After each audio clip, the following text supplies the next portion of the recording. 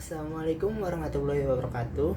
Perkenalkan, nama saya Hajar Asna dari kelas 2M Konsentrasi Manajemen SDM dengan nomor NPM 121020261. Untuk kesempatan kali ini saya akan membahas mengenai budaya manajemen pengetahuan organisasi.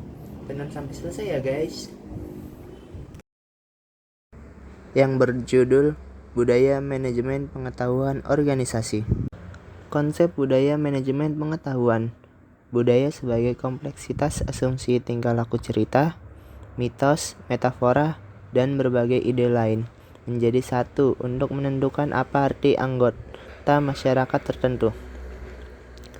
Budaya adalah pola semua suasana, material, atau semua perilaku yang sudah diadopsi masyarakat sebagai cara tradisional sebagai pemecah masalah anggotanya.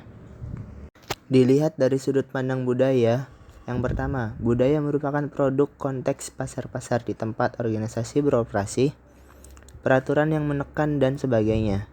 Yang kedua, budaya merupakan produk struktur dan fungsi yang ada dalam organisasi. Misalnya, organisasi yang tersentralisasi berbeda dengan organisasi yang terdesentralisasi.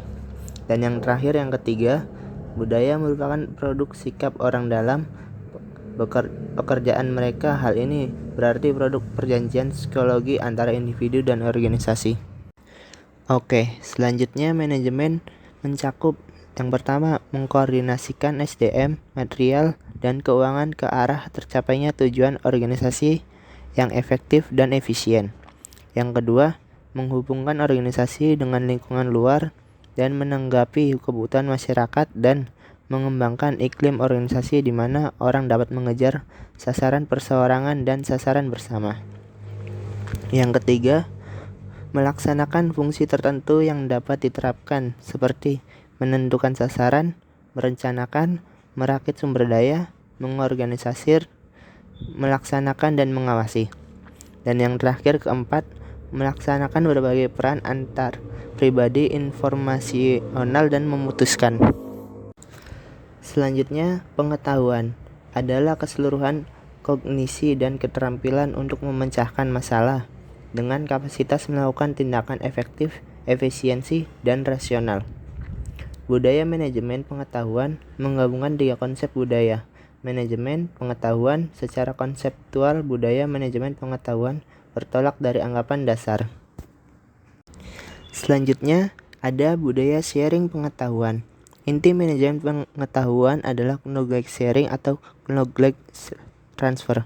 Karena melalui knowledge sharing, terjadi peningkatan nilai dari pengetahuan yang dimiliki perusahaan.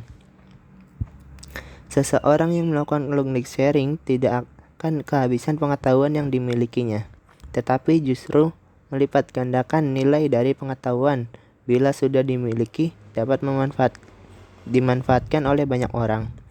Budaya knowledge sharing merupakan budaya yang perlu ditumbuhkan dan dirangsang dalam perusahaan yang ingin menerapkan manajemen pengetahuan yang efektif. Selanjutnya, ada unsur-unsur budaya sharing pengetahuan. Yang pertama, peran kepemimpinan berupa kemampuan untuk merumuskan visi, keterlibatan langsung, dan pemberian dukungan dan advokasi. Yang kedua, budaya perusahaan yang memberi iklim kepercayaan dan keterbukaan. Yang ketiga, adanya kemauan pemimpin organisasi untuk mempromosikan sharing pengetahuan dan kolaborasi. Yang keempat, perusahaan menghargai knowledge sharing, pembelajaran, dan inovasi.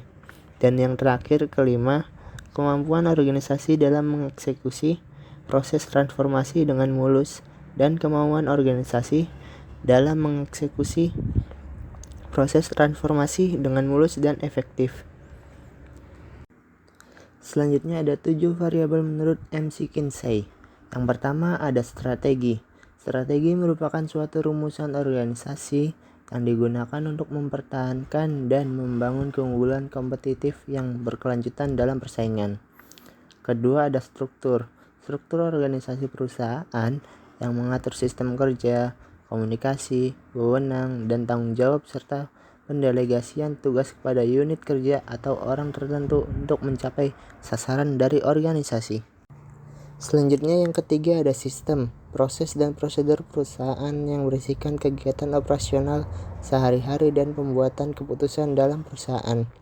Yang keempat ada skill, kapasitas dan kompetensi karyawan yang dibutuhkan oleh perusahaan sehingga dapat berkinerja dengan baik sesuai dengan yang diharapkan, sehingga dapat membantu perusahaan dalam mencapai sasarannya. Selanjutnya yang kelima ada staff, karyawan yang dibutuhkan oleh perusahaan berkaitan dengan bagaimana karyawan tersebut diseleksi, direkrut, dilatih, dimotivasi, dan dihargai. Yang keenam selanjutnya ada style. Elemen style ini berkaitan dengan gaya kepemimpinan manajemen yang digunakan dalam organisasi untuk mencapai sasaran perusahaannya.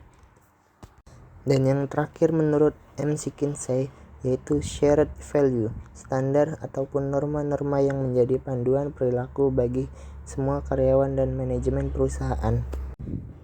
Oke guys, sekian pemaparan materi dari saya pada kesempatan hari ini.